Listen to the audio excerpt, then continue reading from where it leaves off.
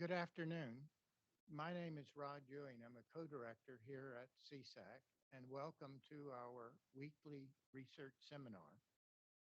It's my pleasure today to introduce you to Dr. Karen Miller, who is a visiting scholar at CSAC, visiting us from Los Alamos National Laboratory. Um, She also serves as the U.S. representative to the IAEA Director General's Standing Advisory Committee on Safeguards and Implementation. And from 2019 to 2021, Dr. Miller was a technical advisor in the State Department's Bureau of International Security and Nonproliferation. Before that, Dr. Miller spent a decade at Los Alamos National Laboratory, working on monitoring and verification systems. And before that, she received a PhD in nuclear engineering from Texas A&M University. So with that introduction, it's my pleasure to turn the talk over to Dr. Miller. All right, well, thank you very much, everyone, for being here and everybody online. Today, I'm going to be talking about what is a work in progress, hopefully wrapping up soon. But this is the work I've been doing here at Stanford called Adapting to a Changing World, Managing the Promise and Peril of Emerging Technologies and the Nuclear Nexus. So, society has come to rely on new and emerging technologies for countless advances in just about everything. But some of the technologies with the most profound potential for good also have the potential to be used for more destructive purposes. New warfighting domains are opening up in cyberspace and outer space. Advances in artificial intelligence are changing the threat landscape. And these technologies remain largely ungoverned by laws or norms.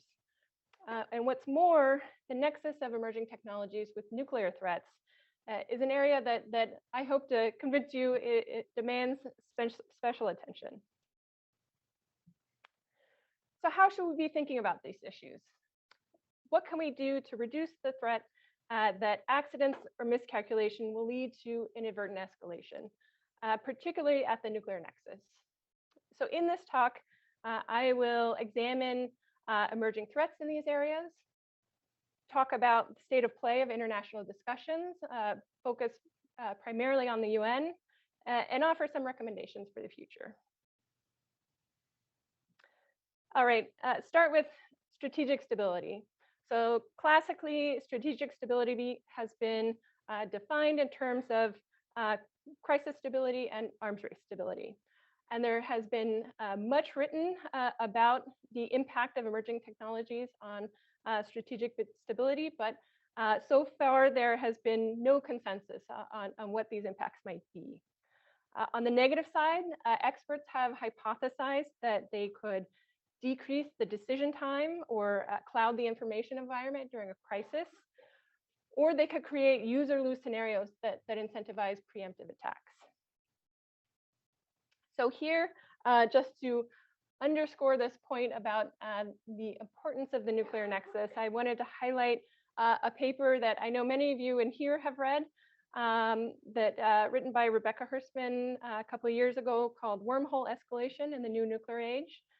Here she calls attention to the challenges of managing strategic stability, taking into consideration the effects of things like cyber and space operations. She said, rather than progressing more or less stepwise with clear thresholds between behaviors that would elicit conventional or nuclear response, crisis or conflict between nuclear adversaries in this new environment is far more complex and unpredictable. So we have all been hearing for over a year now that the cornerstone of the forthcoming national defense strategy will be this concept of integrated deterrence. So as DoD officials have described it, this entails working seamlessly across warfighting domains, theaters, the spectrum of conflict, across all instruments of national power and in conjunction with our network of partners and allies. And here I wanted to highlight a quote from a CSIS report that was released earlier this year, which I think is important and hope to build on in this talk. And that is, given that arms control and deterrence go hand in hand, a successful integrated deterrence strategy demands similarly integrated and cross-domain arms control approaches. So the history of arms control and risk reduction. Arms control has long been used as a tool to enhance strategic stability.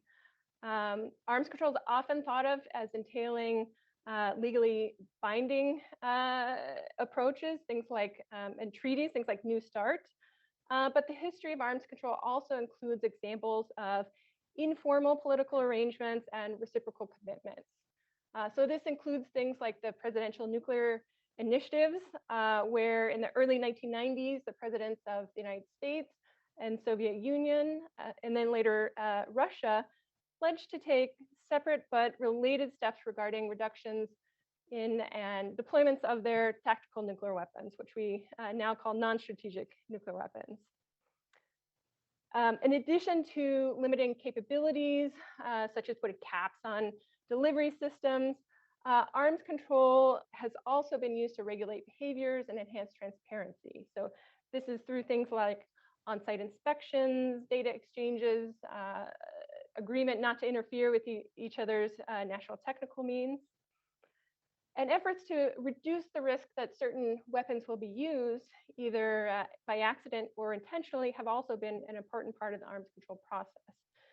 So risk reduction measures have included things like dialogue aimed at developing a common understanding of threats, pre-notification of actions susceptible to misinterpretation, transparency on policy and doctrine, and establishing channels for crisis communications.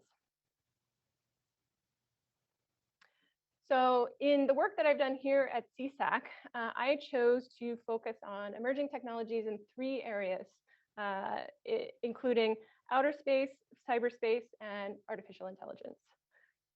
So emerging technologies in each of these areas share a number of characteristics that make them a challenge for legally binding approaches. So I mean, first off, they are dual use, meaning they have applications for both military and commercial.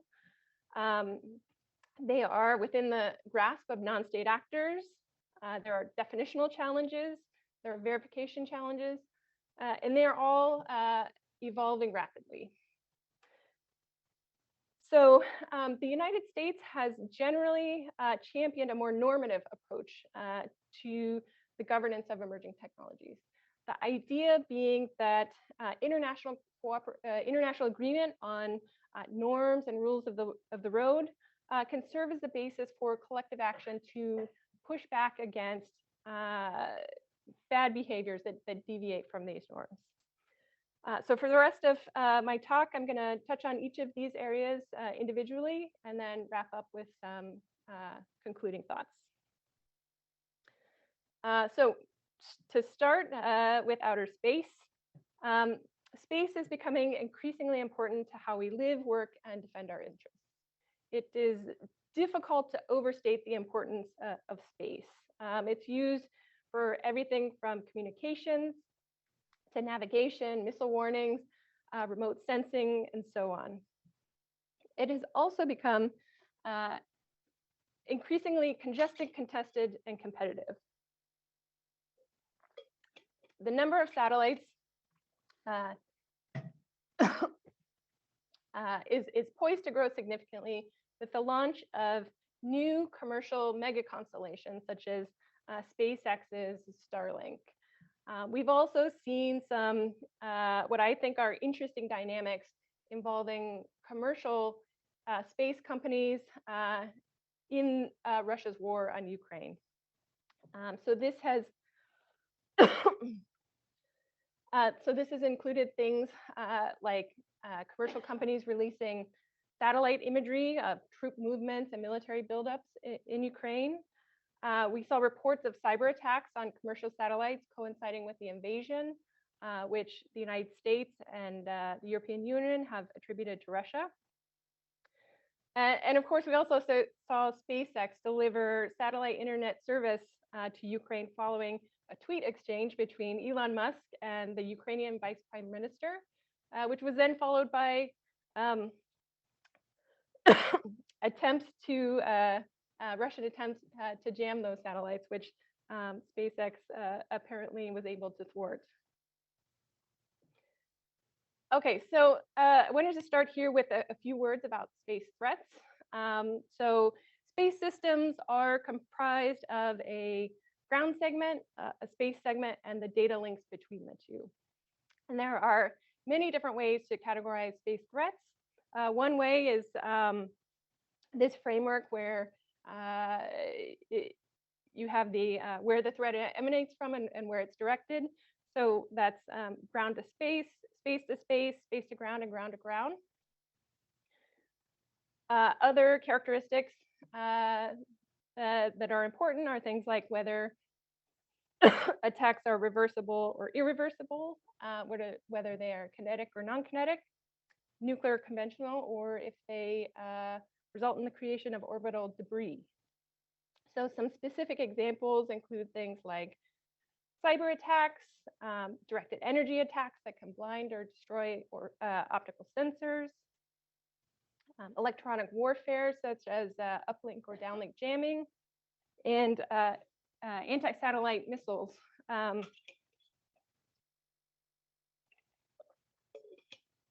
also in-orbit threats such as robotic systems. All right, nuclear command, control, and communications, NC3.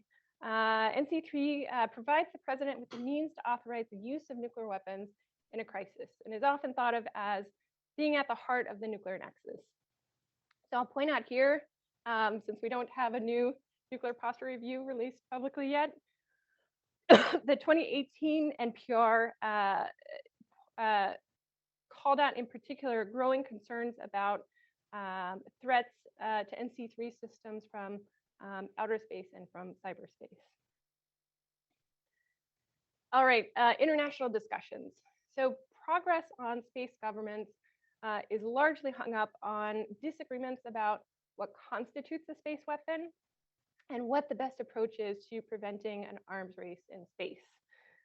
So Russia and China first proposed a treaty on preventing the placement of weapons in space at the Conference on Disarmament in 2008.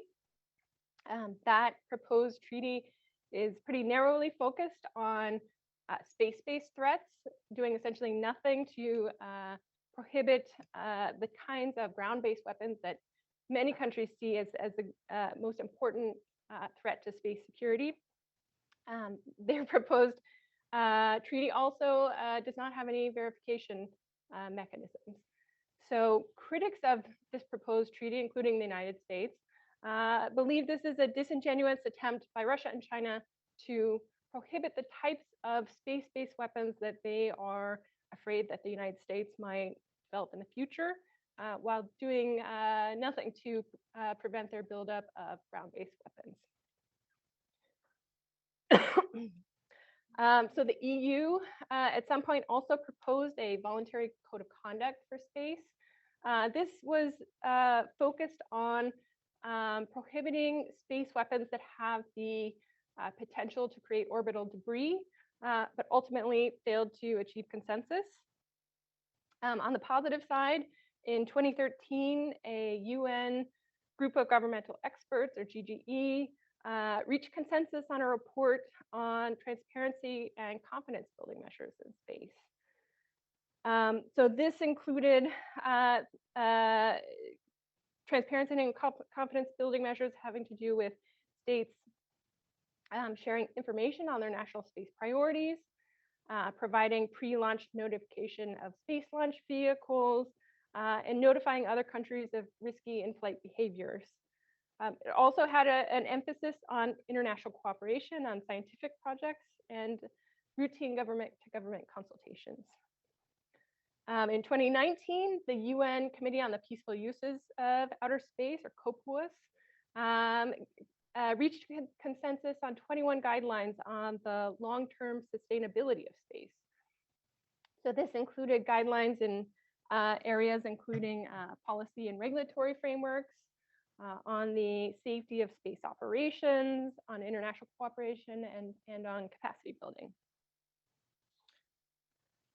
In 2020, the UN adopted a resolution that encouraged states to share their perceptions on space threats and also their ideas on establishing norms, rules, and principles of responsible behavior in space. And the Secretary General reported back with a summary of the recommendations. And then in 2021, an open-ended working group, or OEWG, was established to make recommendations on norms, rules, and principles of responsible behavior, and is expected to meet twice this year and twice in 2023. I think the first meeting just happened a few weeks ago. So that brings us to cyberspace. I know you've all heard of significant cyber attacks, things like NotPetya and WannaCry and SolarWinds. The list of significant cyber incidents is long and it is growing.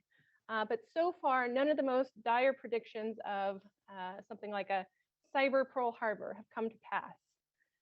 But we have not been able to discount the potential for cyber incident to spiral into a larger conflict. Here again, we've seen some interesting dynamics with Russia's war in Ukraine. There's been a lot of speculation about why cyber has not played a larger role in the conflict.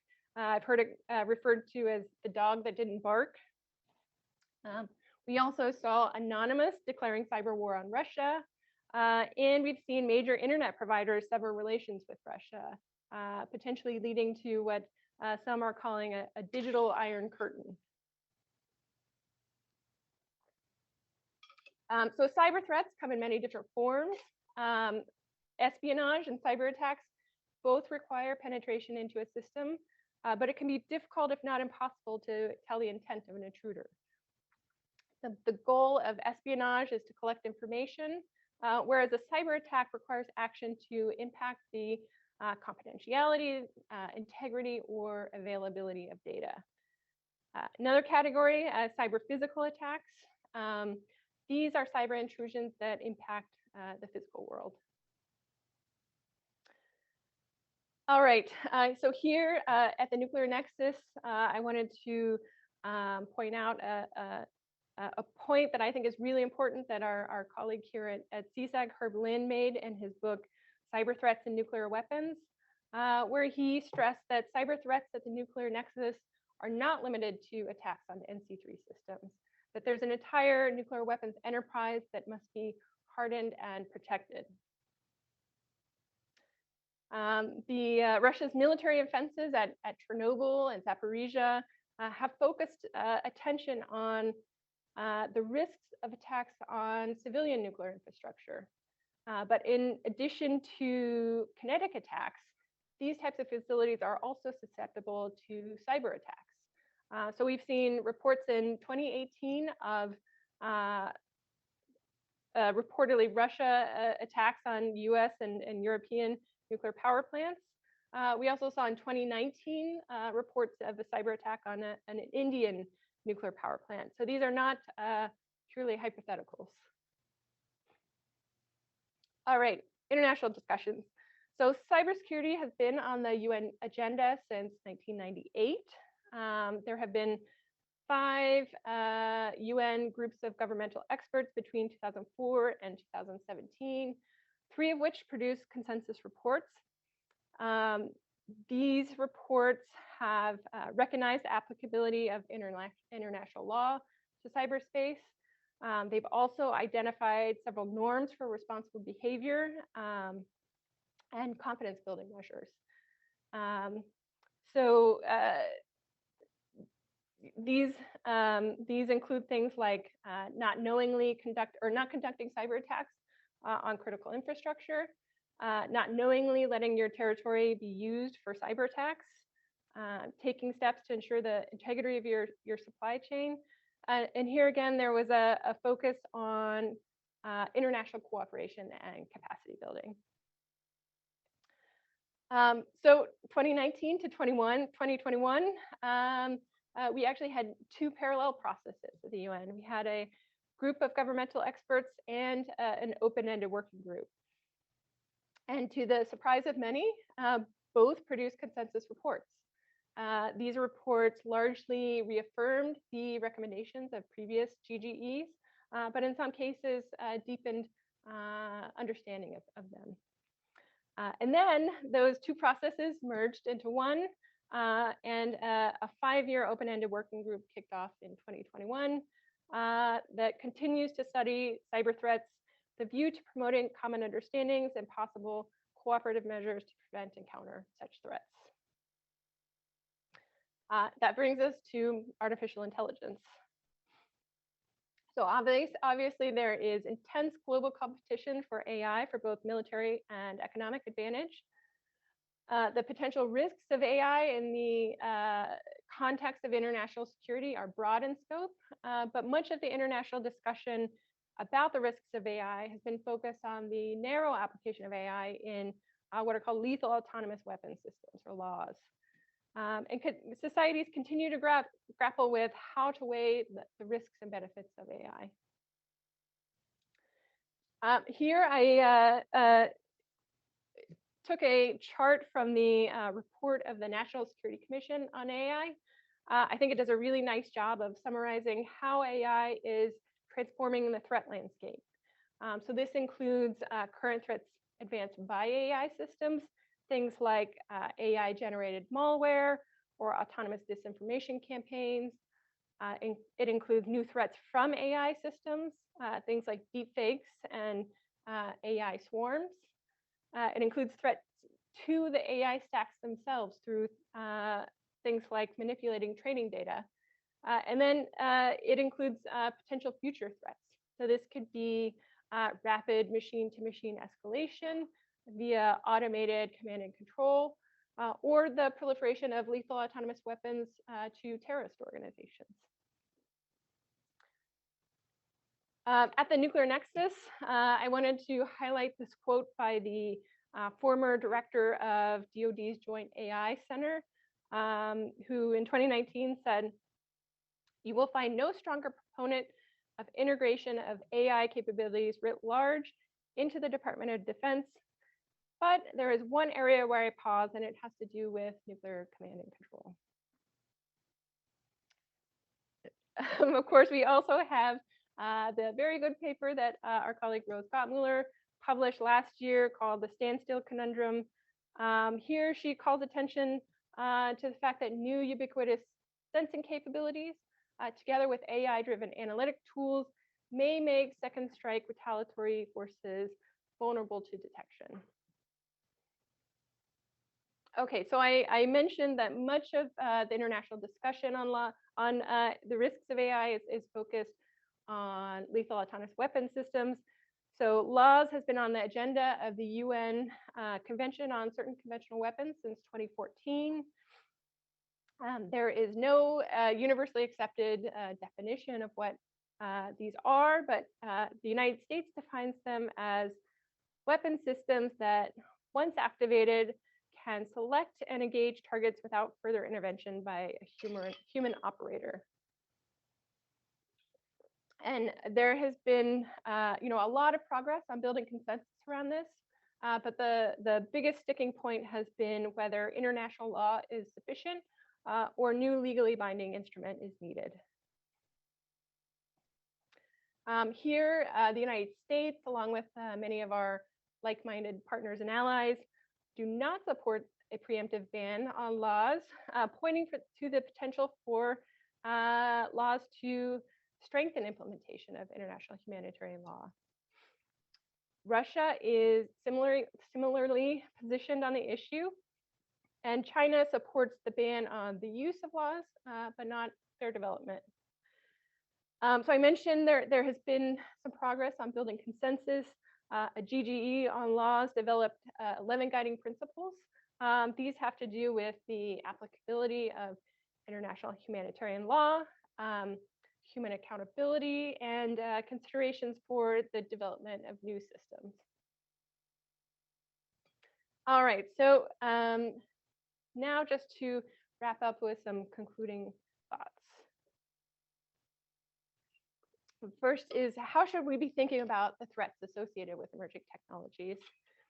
So here I'll say that it is important to consider not only the current threats, but also how they might evolve in the future. There is still much work to be done on understanding escalation dynamics, and this is particularly true when considering multi-domain complexity. And progress on this front will require breaking down stovepipes between expert groups. What is the state of play of international discussions on these issues? As you've seen, international discussions are at very different stages of maturity depending on different technologies. There's been significant progress in areas like cyber diplomacy, but there are also undercurrents that will continue to impede progress.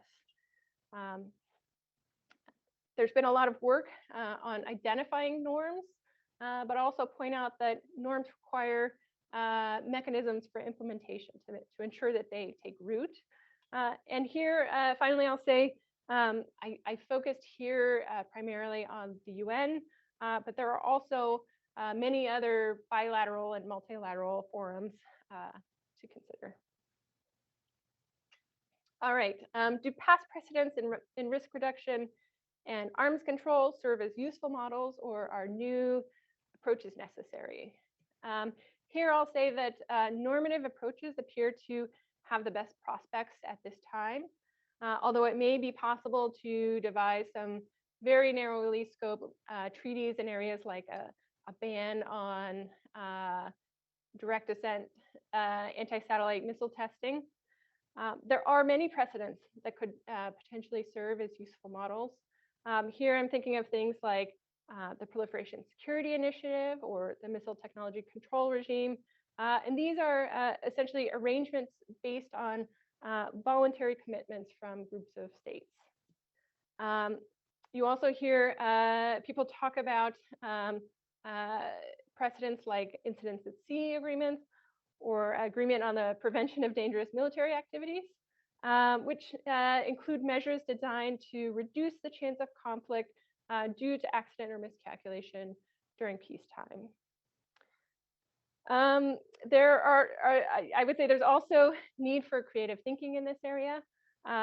You have interesting proposals for things like asymmetric arms control, which would include cross-domain, non-like-for-like exchanges.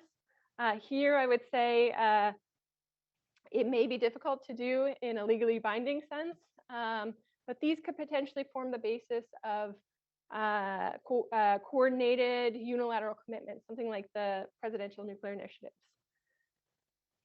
Also, I think the area of multi-stakeholder engagement is ripe for creative thinking. To me, big takeaway from Russia's war in Ukraine has been the growing importance of commercial industry and international security. The cyber open-ended working group had included a multi-stakeholder event. There's other agreements, things like the Arms Trade Treaty that involved engagement with commercial industry. I think these are areas where we can draw some lessons learned and potentially think about new avenues for cooperation. What are the barriers to further progress? So in addition to the challenges that I've already talked about, things like definitional issues or verification challenges, we have deteriorating relationships between the United States and Russia and China. We have Russia's history of non-compliance with its arms control agreements, which causes many to be skeptical about its intention to enter into agreements in good faith. China's longstanding refusal to engage in arms control and strategic stability talks. And here in the United States, there's the challenge of treaty ratification, which requires 2/3 advice and consent from the Senate. Okay, where do we go from here? I would say it's not yet clear how the war in Ukraine will impact arms control and risk reduction efforts. The international community should continue to clarify norms of responsible behavior and identify implementation mechanisms. The United States should continue to engage its democratic partners and allies on these issues and support capacity building efforts in areas like cybersecurity. And the expert community should continue to develop the analytical frameworks for thinking about emerging technologies more systematically.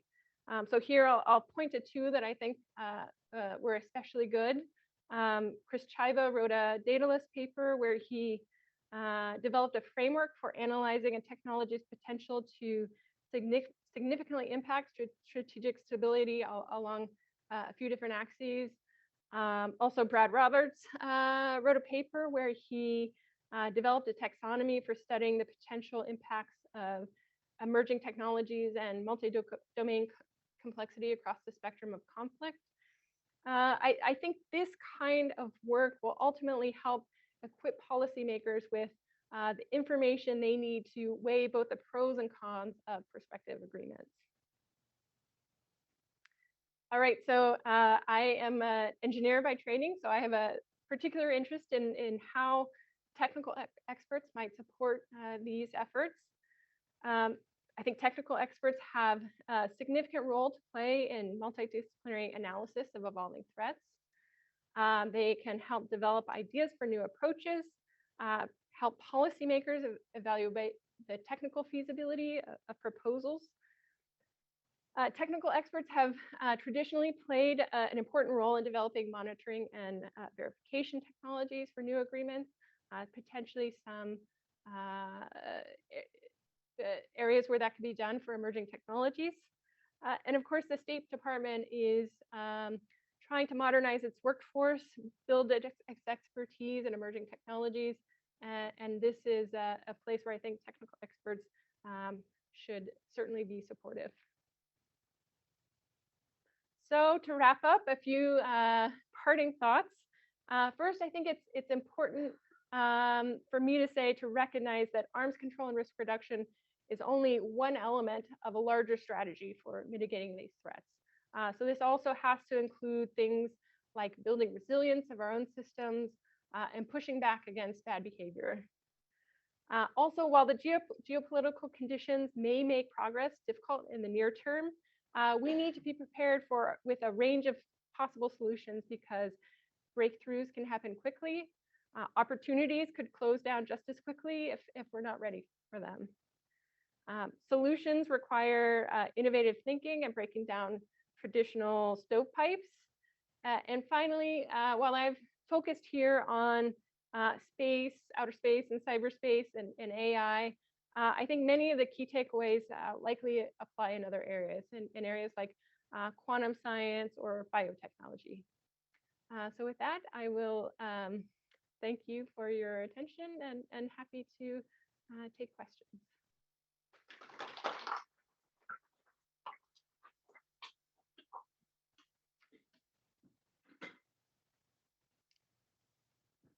So Karen, thank you for a thought-provoking presentation. Let me remind first those who are viewing us over the web, if you have questions, please submit them to the Q&A function, and I'll do my best to get to everyone.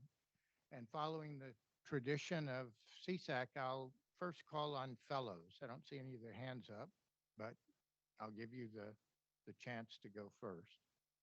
Luis?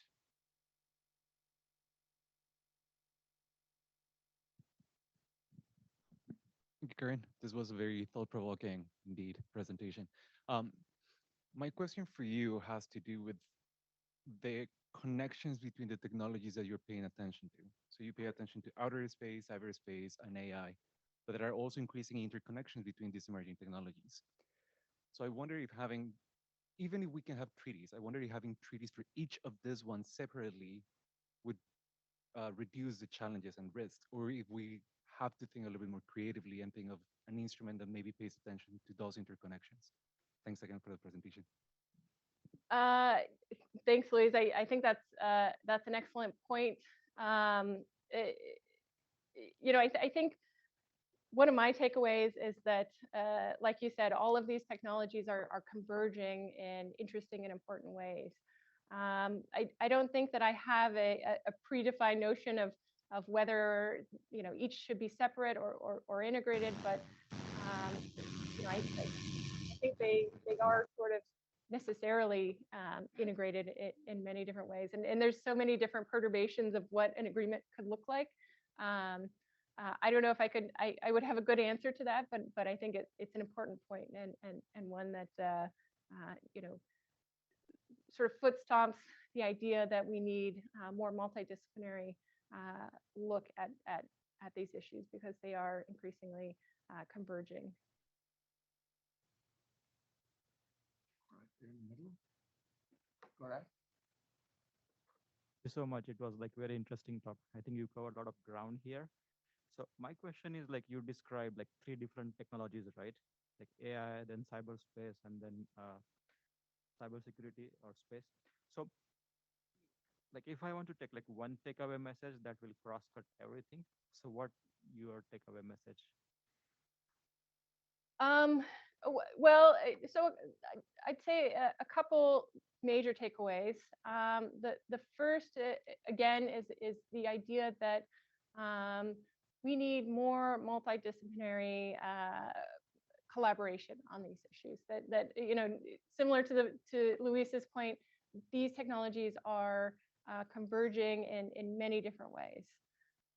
Second point I would make is sort of this idea that they all share a number of characteristics that make them difficult to devise legally binding approaches. And so, we often think of arms control as entailing treaties. I know we've talked in here, for this work, do we even call it arms control? Because it's likely, there may be some applications where we could find a treaty, but I think largely, at least to start, that the solutions are going to be in the form of coming to agreement on norms and rules of the road. Let me check on the fellows. Another fellow? All right, Harold, it's your turn. Great. Thank you, Karen, for this talk. So I know you said you mainly focused on sort of the UN mechanisms in your study, but you mentioned multi-stakeholder approaches. And I'm wondering if any of these technologies fall into a category where a multi-stakeholder approach might be preferable to a government-to-government approach that traditionally is characterized as arms control. The multi-stakeholder approach I'm most familiar with is global internet governance, where private sector has played a lead role in governance of this area. And that's a long-running process, obviously, and one in which the United States deliberately, under the Clinton administration, decided to emphasize multi-stakeholder governance and prevent the UN from getting in. I mean, there's a long-running battle between the US and its allies to prevent Russia and China from making global internet governance subject part of the UN system, the ITU. So as we think about these different things you're talking about, are there places where you would think something like that might be a preferable approach to dealing with one or maybe more of these technologies? Thank you. So that's a really good point, and not necessarily one I had considered too much. But my initial reaction would be that there's no one size fits all to any of these things. That just like if we think about in nuclear nonproliferation, we have treaties and we have informal groups and export control regimes and sort of a whole suite of approaches to controlling nuclear technologies, I think it's likely that the answer here is something similar, that it's going to be a combination of different formats and different approaches. And in some cases could be led in the commercial industry. In the corner here? Yes, please. Thank you. I'm John Fox from Applied Physics. I enjoy these topics very much. So I actually have a question I bet you know the answer to, and then two brief comments for you for thinking. So the question has to do with the space-based weapons. And I thought there was an existing treaty that prohibited the orbiting of weapons. Is that treaty still in force? I believe it still is. So there are a number of treaties that sort of govern space, and our resident expert is not here, Dr. Buono, but there's the Outer Space Treaty, which is what a lot of people refer to as the Constitution of Space. That has some provisions that have to do with weapons of mass destruction, I believe, not putting weapons of mass destruction in space, but I think it's either ambiguous or not defined when it comes to conventional weapons. But happy to have anybody here. Again, this is not my expertise, Yeah. but I thought it was carefully, it's old, and I thought it was crafted to prevent orbiting weapon systems, because otherwise all ballistic missile systems would be illegal under that criteria. So anyway, I don't know the answer to that, but I'm thinking in the context of existing frameworks and then the new ideas you're bringing in. Then the two ideas I had, which are just kind of for discussion. You had a point in there about, well, concerns about Russian compliance with existing arms control treaties. And if I think historically, and we go back to include the Soviet Union, and we think about the willingness to have on-site inspectors to verify the destruction of launchers, the willingness to inventory fissile materials, even the willingness to allow the export of fissile material for better security and control, you would have to say that that actually is a model of compliance. So in the context of what you're saying, the non-compliance, are you talking about stuff like, well, hypersonic missiles, and do they aggressively push some threshold or not? Or what exactly are you getting at when you say that? There's been much written about Russia's non-compliance with various arms control agreements, but I mean, just one in particular would be the INF Treaty and Russia's development of a system that was not in compliance with that treaty. But there's a whole host of arms control agreements that Russia has not that has been in non-compliance with. Okay, and then my third comment is more about that AI may be a double-edged sword, because it may turn out that AI systems actually are a way to verify agreements. If you think about, well, traditional methods of photo reconnaissance or signals intelligence or whatever being human intensive, the AI technologies may be actually beneficial in leveraging these skills. So while I agree with you, they are of great concern for how they could be misused in a funny way. They may be double-edged in their capability. I mean, I would absolutely agree 100% with that sentiment, and I think that's part of the challenge of coming up with controls for these systems is because they are all these technologies are dual use, and they do have the potential, in not just verification, but also just generally enhancing stability and having positive impacts on other areas, and so that's a huge part of how we devise controls on these systems without limiting innovation and all the good things that they have to offer. I mean, to expand on the comment that came, I guess the gentleman is no longer here, but if you look at what's going on right now in the conflict in Europe and in Ukraine, the availability of private sector photo satellite systems, and even private communications analysts, people who just are listening on public channels and using their skills to disseminate and interpret, I think that is a stabilizing factor in a way that this information becomes very widely known instead of just being siloed in particular institutions or organizations. So that may be another unanticipated benefit. It could also, it's the same thing. It can be used to spread misinformation and confusion and all the points you raised. It was really intriguing talk, and thank you. Thank you. All right, let me work in a question from the virtual audience, and this comes from Sig Hecker. He says, Karen, nice job.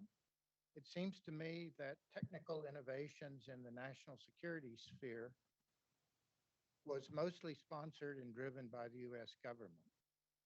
In emerging technologies, and this gets to the point that was just made, particularly the ones you have covered, innovation is driven by the private sector.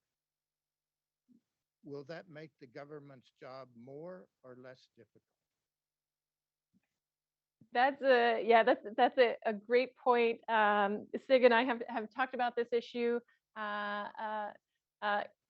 with regards to my work. I think that's a really important point, is that in the past, during the Cold War, many of the most important technologies in terms of those that have strategic impacts were coming out of the government, and now they are very much coming out of commercial industry.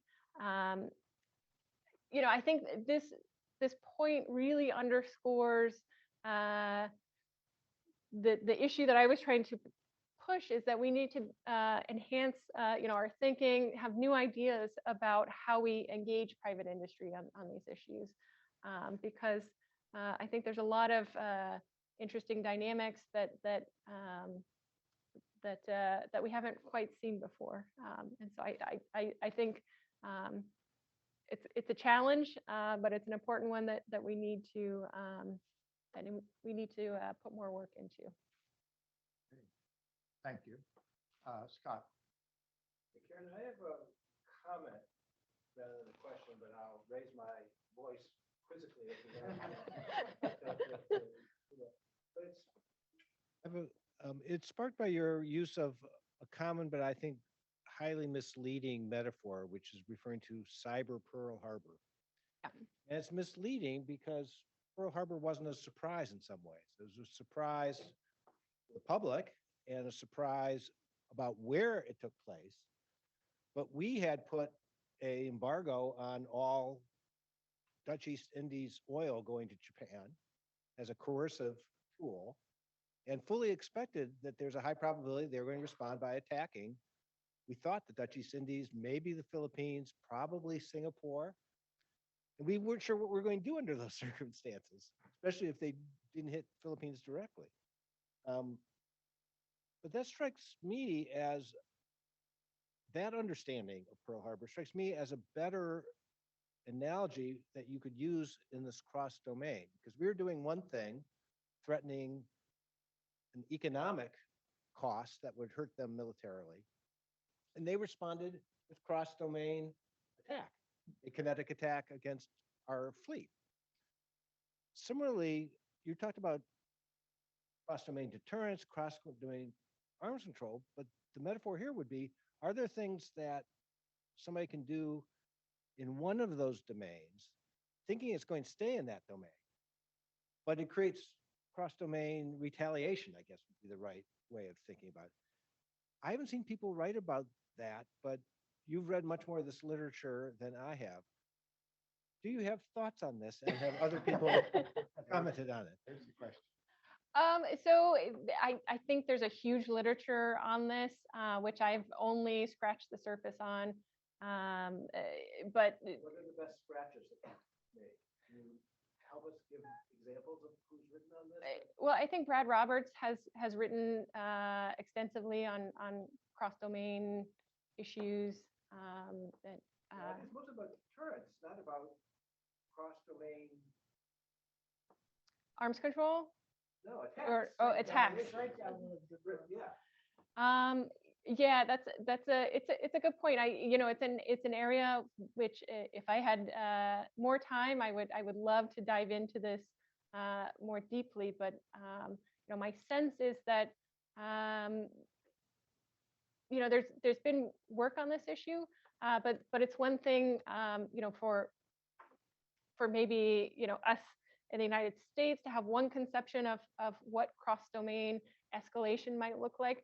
But we also have to understand how our partners and potentially our adversaries and competitors are thinking about these issues. And so I think that's where it's difficult right now to have these kinds of discussions with Russia, obviously, and haven't gotten much traction being able to talk to China about these issues. But I think it's an important area where dialogue would be helpful. All right, let me squeeze in a question from a virtual observer. This is from Damon Coletta. Is it fair to characterize ICBM, cyber attack, space weapons, and AI technology as offensive dominant? If so, does this imply either an opportunity or a barrier to future arms control? So I am probably not the best person to be asking, if they are offensive dominant. It seems like my offhand reaction would be yes. What was the question again? If so, is it fair to characterize them as offense dominant, sorry. If so, does this imply either an opportunity or barrier to future arms control? Oh, that's a good question. I would have to think on that one a little bit more. My inclination is to say that that's a barrier, but that's one I would have to put more thought into. All right. Returning to the room, Rose.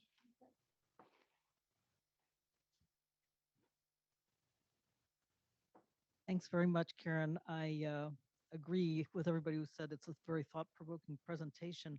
You mentioned, we've been talking a little bit about asymmetries, asymmetric arms control and so forth, but I want to go back to the multi-stakeholder engagement. I thought Harold had an intriguing remark about using global internet governance as a model for multi-stakeholder engagement. I've also seen in different kinds of treaties and agreements, particularly in the environmental world, that they've been doing multi-stakeholder arms control or agreements for a long time, getting non-governmental actors around the table. But so I see that actually beginning to happen now more on the security side. But what about what we're seeing in Ukraine, which are the internet armies, non-governmental? You mentioned up there, anonymous, and everybody mentions them as an example of this. But how do you think about multi-stakeholders who won't be engaged or who are unlikely to be engaged? How do you think about that? Gosh, that is such a hard question. My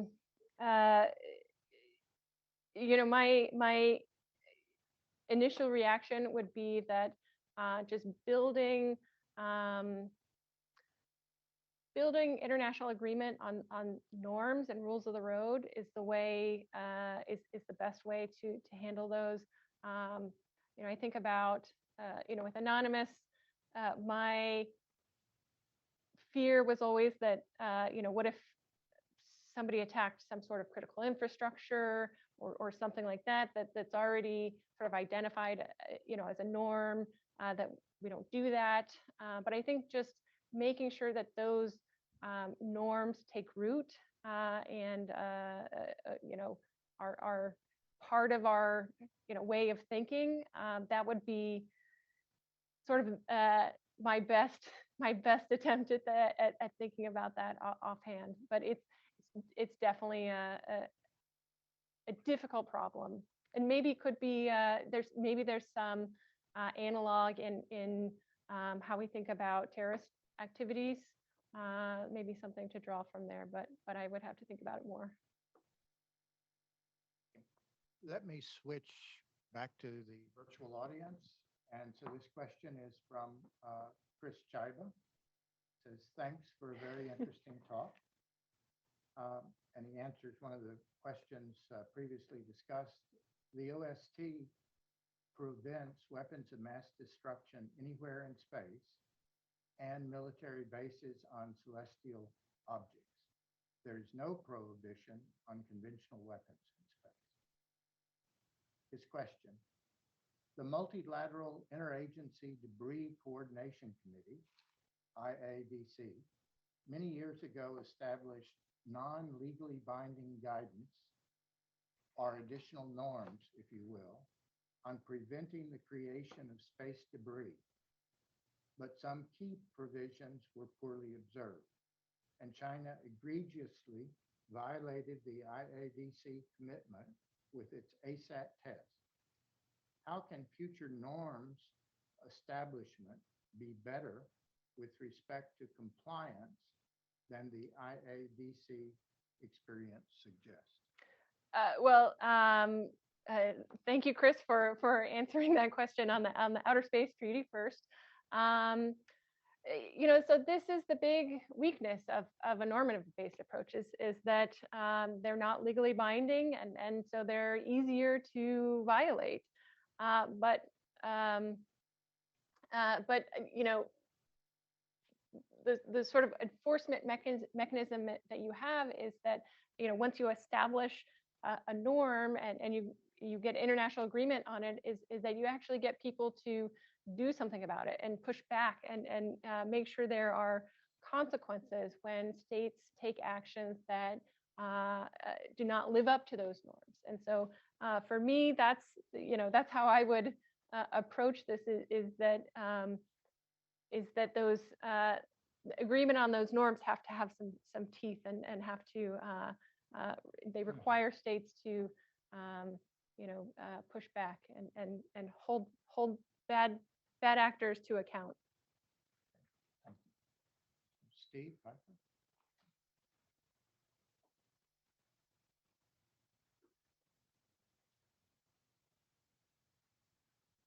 We've got a couple of questions left, so Steve, be brief.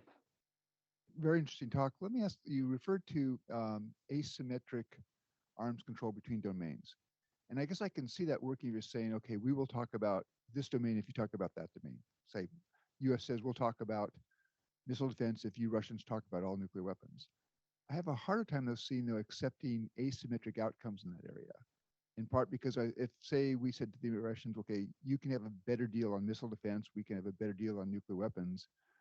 My guess is in the Senate, they'll focus on just where the United States accepted inferiority and not the fact that we have an offsetting advantage in that area.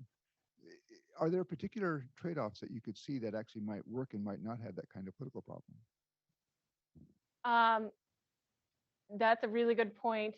So I haven't myself gone through the exercise of thinking about what are the real trade-offs that would be made.